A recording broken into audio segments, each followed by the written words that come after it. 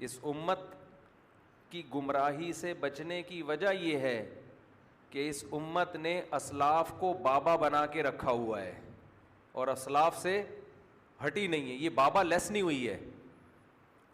جس دن یہ امت بابا فری ہو گئی اس دن برباد, بریکیں فیل. باقی بابوں کی دو قسمیں میں بتاتا رہتا ہوں, اچھے بابے اور برے بابے. ایک بدعتی بابے بھی ہوتے ہیں, ایک اچھے بابے بھی ہوتے ہیں, لیکن بابا لیس ہو گئے تو گئے کام سے. قرآن و سنت کی وہی تشریح جو تواتر کے ساتھ اسلاف سے چلی آ رہی ہے. اسلام لا, جو اسلامک لا ہے نا, وہ لا بھی مرتب ہو چکا ہے صدیوں پہلے, اس میں بھی چینجنگ کی اجازت نہیں. اب کسی کو نئے سرے سے لا لکھنے کی اجازت نہیں ہے. اسلامک لا کیا ہے؟ ایک لا وہ ہے جو امام ابو حنیفہ نے مرتب کیا, آدھی سے زیادہ دنیا نے اس کو قبول کیا. اس سے تھوڑا اختلاف کیا امام مالک نے, وہ بھی لا ہے, چند چیزوں میں اختلاف, وہ لا بھی دنیا میں رائج ہوا. ایک لا پھر ان کے بعد امام شافعی نے مرتب کیا, اس میں کچھ چیزوں میں امام ابو حنیفہ کے ساتھ تھے, وہ کچھ چیزوں میں امام مالک کے ساتھ تھے, کچھ چیزوں میں ان کی اپنی رائے تھی, لیکن وہ لا بھی 1200-1300 سال پہلے مرتب ہوا, پوری دنیا نے ایکسیپٹ کیا. اور ایک لا امام شافعی کے شاگرد امام احمد بن حنبل, ان کا مرتب کردہ لا ہے, وہ بھی دنیا نے ایکسیپٹ کیا. ان کی تشریحات میں کہیں کہیں اختلاف بھی ہے, لیکن یہ چاروں لا فقہ جس کو کہا جاتا ہے جب مرتب ہو گئے تو پانچواں اس کے بعد وجود میں اب تک نہیں آیا ہے. سمجھ رہے ہو؟ پوری دنیا نے اسی پر اتفاق کیا, اب اس سے نکلنے کی آپ کو اجازت بولو نہیں ہے, کیونکہ قرآن حدیث کے نام پہ ہر ایک کے پیٹ میں مروڑ ہوگا, اپنی ٹھڑک پوری کرے گا, نیا بابا مارکیٹ میں آئے گا, اور لوگوں کو بابا لیس بنانے کے چکر میں نئے نئے بابے مارکیٹ میں آتے رہیں گے. پوری دنیا میں جب سے یہ چاروں فقہ مرتب ہوئے ہیں, پوری دنیا انہی کو فالو کر رہی ہے. نبی صلی اللہ علیہ وسلم نے فرمایا میری امت گمراہی پہ کبھی جمع نہیں ہوگی. اسلامی تاریخ میں جتنے بڑے بڑے ہیرو پیدا ہوئے ہیں سب یا تو حنفی تھے یا شافعی تھے یا مالکی تھے یا حنبلی تھے. 1300 سال کا عرصہ کوئی کم نہیں ہوتا. ہندوستان میں بر صغیر جس میں برما بھی تھا, جس میں بنگلہ دیش بھی تھا, جس میں پاکستان بھی, ہندوستان بھی, اس پورے خطے میں جب سے اسلام آیا ہے, اور کب آیا اسلام؟ حضرت عثمان کے دور میں مسلمان فوجیں سندھ میں داخل ہو چکی تھیں, اس وقت سے فقہ حنفی کو فالو کر رہے ہیں. اس وقت سے آپ کہہ سکتے ہیں اس وقت تو فقہ حنفی تھا نہیں, حضرت عثمان کے دور میں فقہ حنفی کا نام نہیں تھا, لا مرتب نہیں ہوئے تھے, لیکن جو قوانین ہیں, جو نمازیں پڑھی جا رہی ہیں جس فقہ کے مطابق, وہ نمازیں موجود تھیں. اس کی مثال جیسے حضرت عثمان سے پہلے مصحف عثمانی نہیں تھا. کیا مطلب؟ جب نہیں تھا تو فالو کیوں کر رہے ہو بھائی؟ یہ نام نہیں تھا یہی مصحف جو حضرت عثمان نے مرتب کیا ہے. آواز بالکل نہیں آ رہی یار, عجیب سے کان گونج رہے ہیں, پیچھے کر کے دیکھ لیتے ہیں اس کو. تو اب تھوڑا صحیح ہو گیا. کبھی کبھی رفیع بھائی کے مشوروں پر بھی عمل کبھی کبھی کر لینا چاہیے. تو یہ فقہ آج جو ہے نا, فقہ کے نام پہ دیکھو, جب غیر مسلم مسلمان ہوتا ہے نا پاگل ہو جاتا ہے وہ. ہمارے پاس یورپ سے فون آتے ہیں, امریکہ سے, ایک غیر مسلم اسلام قبول کرتا ہے, اس کو کھوپڑی گھوم جاتی ہے اس کی, یار میں ہاتھ یہاں باندھوں یہاں باندھوں, یوں کروں زور سے آمین, آہستہ آمین.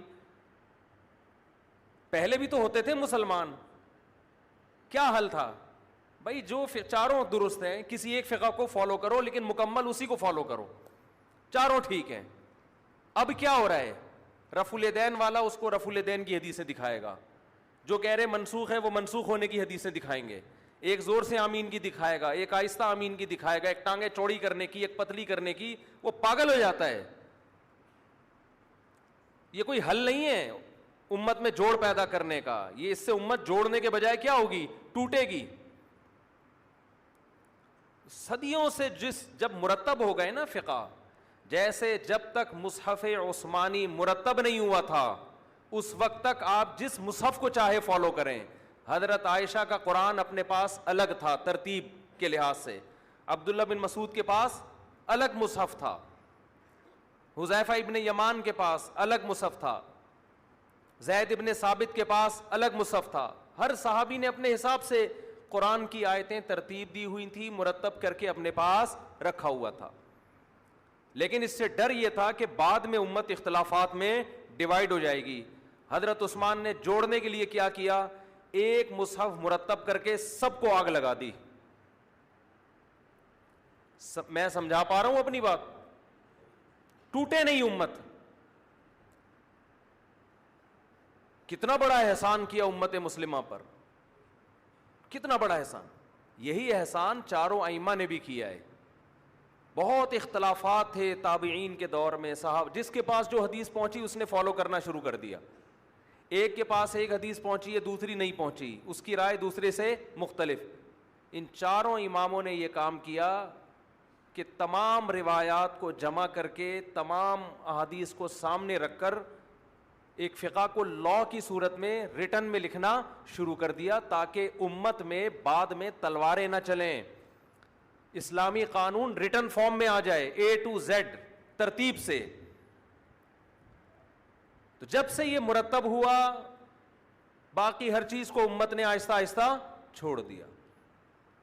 آج سعودی عرب میں فقہ حنبلی ہے، ملیشیا میں فقہ شافعی ہے، UAE میں فقہ مالکی ہے، بعض جگہوں پر شافعی ہے. جب سے اسلامی حکومتیں آئی ہیں ایک فقہ کو فالو کیا گیا ہے.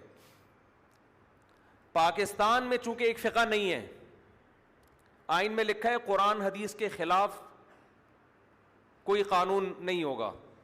یہ مبہم ہے. نتیجہ کیا نکلا؟ جنرل مشرف نے قرآن حدیث کی تشریح اپنے حساب سے کروائی.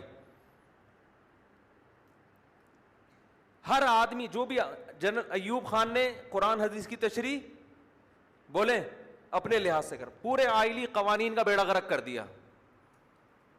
پاکستان کے جو طلاق اور عدت کے قوانین ہیں نا آئلی، وہ قرآن و حدیث کے اگینسٹ ہیں. سمجھتے ہیں کہ نہیں سمجھتے؟ نہیں آ رہی سمجھ میں؟ بالکل قرآن و حدیث کے کیا ہیں وہ؟ اگینسٹ. اسے کوئی بھی نہیں مانتا، خود جج بھی نہیں مانتا ہوگا اس کو، لیکن لا بنا ہوا ہے.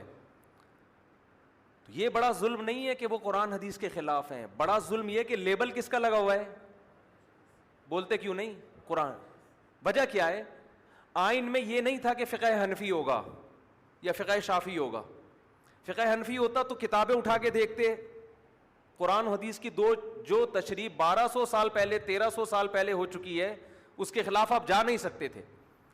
ایوب خان نے کیا کیا؟ اس نے کہا کہ یار یہ تو سارا اسلام آ جائے گا، یہ تو بڑا مسئلہ ہو جائے گا. تو اس نے کیا کیا؟ اس نے مصر سے مولوی منگوایا، امپورٹ کیا.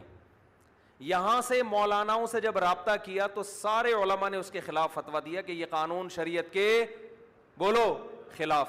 اس نے مصر سے ایک لبرل مولانا منگوائے غامدی صاحب کے اسٹائل کے، انہوں نے ہر چیز کو مشرف با اسلام کر دیا. ٹھیک ہے نا؟ آیتیں مل جاتی ہیں ہر چیز پہ، حدیثیں بھی مل جاتی ہیں. تو جب گورنمنٹ کو اسلام کے اگینسٹ کوئی چیز کرنی ہوتی ہے، حکومت قانون پاس کرتی ہے اور ایسے مولوی مارکیٹ میں ہول سیل کے حساب سے مل جاتے ہیں کہ وہ اس کو مشرف با اسلام کر دیں. اس لیے ضرورت ہے فقہ کی کہ آپ پابند ہیں. جو ریٹن فارم میں صدیوں سے قانون مرتب ہے اس قانون سے ہٹنے کی آپ کو اجازت نہیں ہے. اس کو اندھی تقلید سے آج کل لبرل لوگ تعبیر کر رہے ہیں. آپ جب اس تقلید کو چھوڑتے ہو تو آپ کسی اور کی تقلید شروع کر دیتے ہو اور وہ بالکل اندھی ہوتی ہے.